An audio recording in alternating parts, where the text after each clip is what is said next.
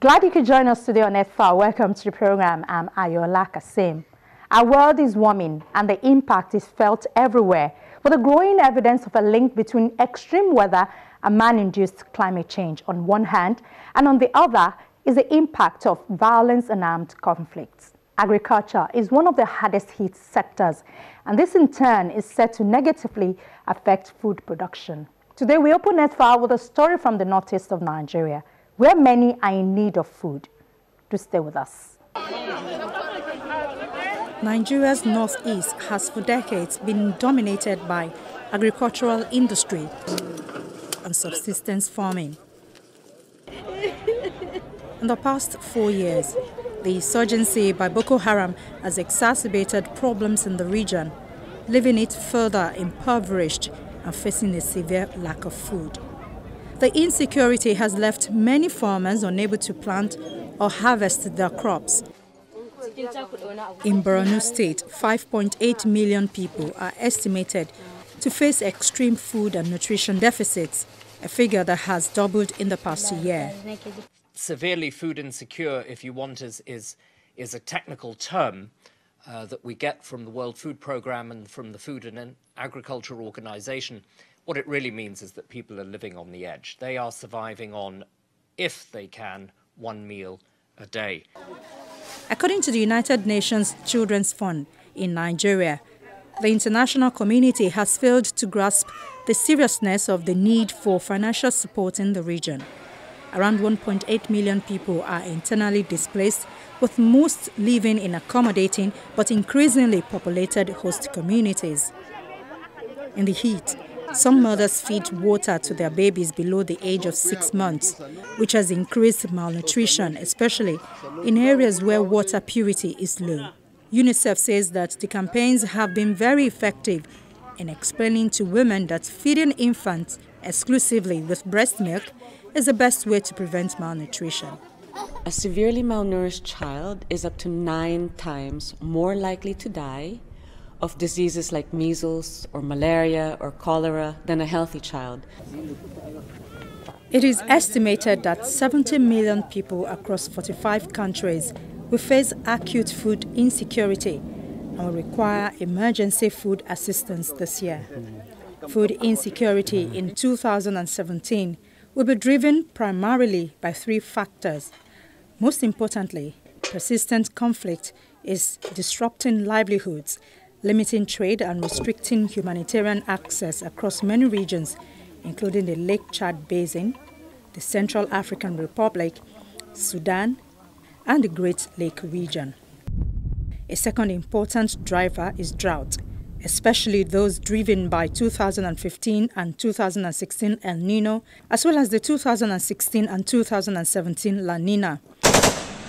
And finally, economic instability related to conflict, a decline in foreign reserves due to low global commodity prices and associated currency depreciation have contributed to very high staple food prices in Nigeria and some other countries.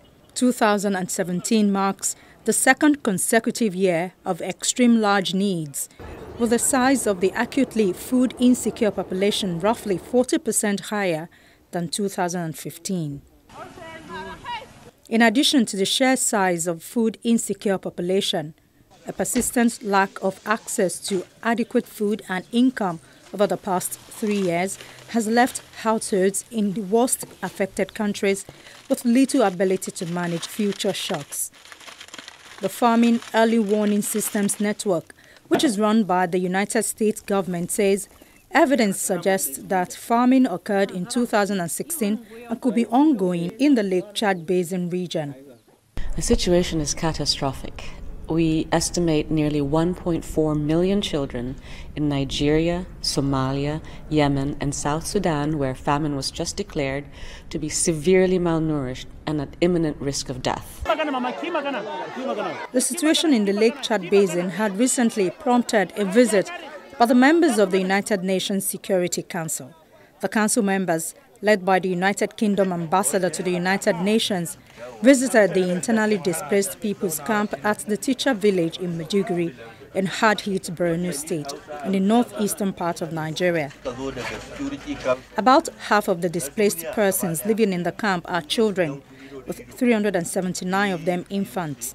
The council members joined a circle of survivors, many of whom were women whose husbands and children were killed by Boko Haram, and who are struggling to feed themselves and the remnants of families that they have left. We have had some very moving experiences in one of the camps for internally displaced people, meeting women and men who have been victims of Boko Haram and who are now victims of the humanitarian crisis. The numbers are shocking in terms of the numbers displaced, 500,000 children in severe acute malnutrition, and we are determined that the international community, the donors and the United Nations as the coordinator should step up response before it is too late. We are also convinced that the long-term solution to these problems is not military, it's not even humanitarian, it's development. It's thinking about the long term, it's putting investment in, it's thinking about education, thinking about jobs, thinking about protection of civilians, thinking about rights, human rights, women and girls' rights in particular. All of that has got to come together, and we stand with the government of Borno and the government of Nigeria and the neighbours in tackling all of these scourges in the Lake Chad Basin. Some 14 million people are affected by Boko Haram, with 8.5 million in urgent need of humanitarian aid. The crisis in the Lake Chad Basin was probably the biggest complex humanitarian emergency crisis that had not been addressed suitably. And a group of us in August of 2016 went to the Undersecretary General for Humanitarian Affairs and asked for a massive scaling up of the efforts here. So here we are in March 2017 on the ground in the Lake Chad Basin countries to see how the efforts on the humanitarian side and on the military and security side are underway and how things are going. And I have to say that the issues of access for the humanitarian agencies to reach the people in need, the internally displaced populations, especially the vulnerable women and children, remain a concern because, of course, some of the military operations are making it very difficult for the humanitarian agencies and their implementing partners to reach these vulnerable populations. So we continue to focus on access to these people in need. We also continue to focus on protection issues. We spoke with a number of female internally displaced women and girls, as well as some of the men and boys at the Teachers College camp today. And what struck us was that although they are in a secure situation at the college, some 70% of the IDPs are not in the camps. They are located within host communities, but some, especially women and girls who might have to go gather firewood or go out and seek food in addition to the rations being supplied by the humanitarian agencies, are still at risk protection-wise, and they may be at risk, sadly, of sex and gender-based violence. So those two issues of access and protection remain very much on our mind. Following their visit to the region, the Security Council members on the 31st of March 2017 adopted a resolution strongly condemning all terrorist attacks, violations of international humanitarian law and abuses of human rights by Boko Haram and ISIL. The resolution, adopted unanimously, reiterates the Council's call on member states to move vigorously and decisively to cut the flows of funds and other financial assets and economic resources to individuals, groups, undertakings, and entities on the ISIL and Al-Qaeda sanctions list, including Boko Haram. The Nigerian representative told the Council that the country remains resolute to defeating terrorism. We look forward to the Security Council to continue to maintain the constructiveness with which it has so far approached the situation since the beginning of the Boko Haram-induced crisis in the region.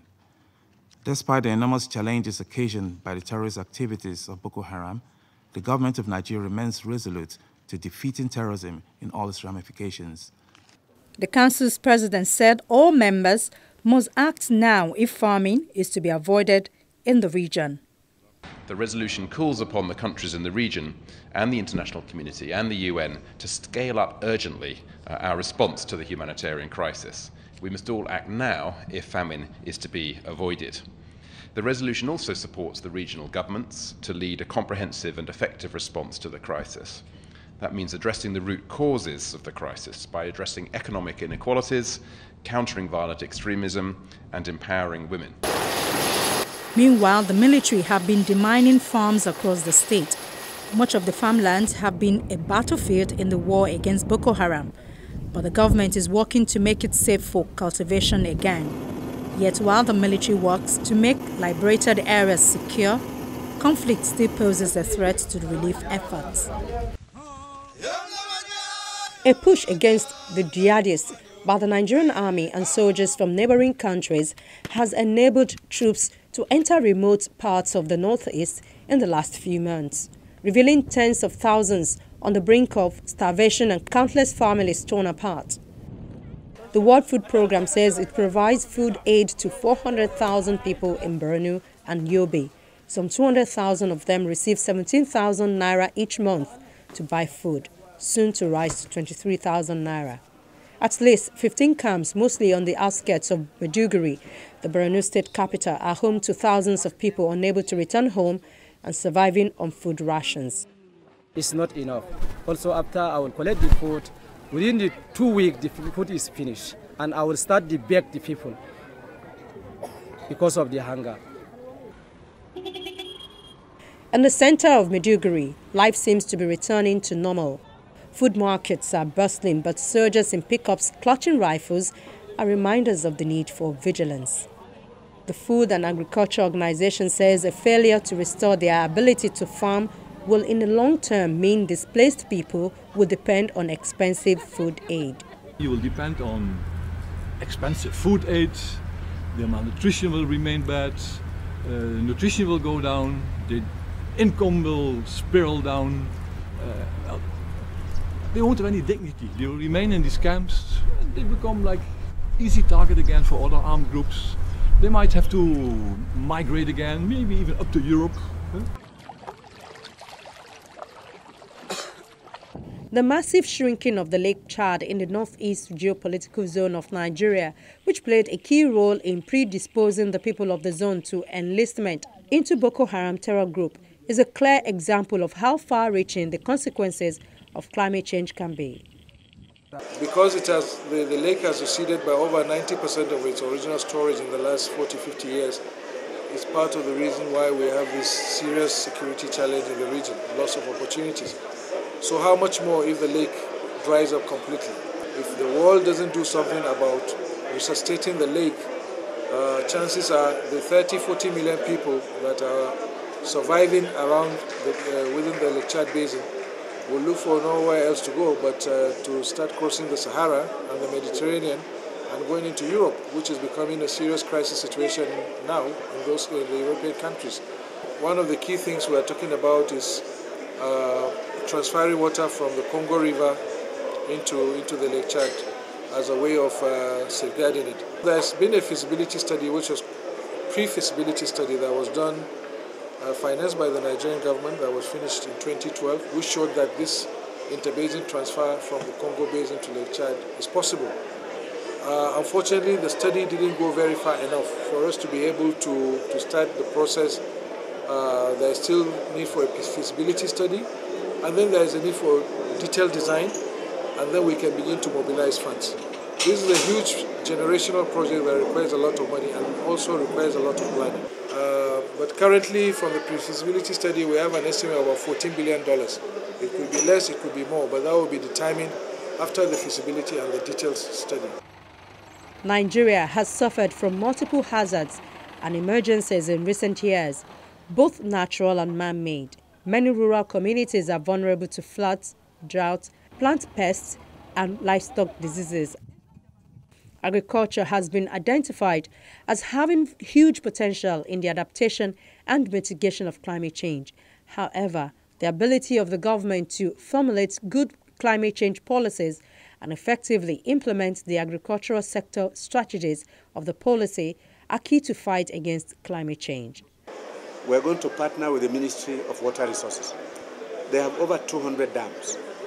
When they build the dams, they make the resources available to us.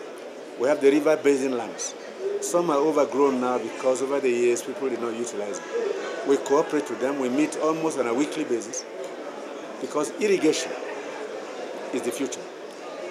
Supporting them, we're going to do a number of lakes under rural development and small dams to make sure that we can harvest food, grow and harvest food at least 3 times a year, grains, vegetables, and support livestock. Those are the issues that concern us and climate-smart agriculture. Of an estimated 71 million hectares of cultivable land, only half is currently used for farming. There is similar potential for an expansion of irrigation, which now only covers 7% of irrigable land. Most of the rural population farms on a subsistence scale, using small plots and depending on seasonal rainfall. A lack of infrastructure, such as roads, further exacerbates poverty in rural areas by isolating rural farmers from needed inputs and profitable markets. Pressure from growing population is also impacting already diminished resources, further threatening food production. Overfarmed land, deforestation and overgrazing are severe in many parts of the country. Drought has become common in the north, while erosion and flooding is a major problem in the south.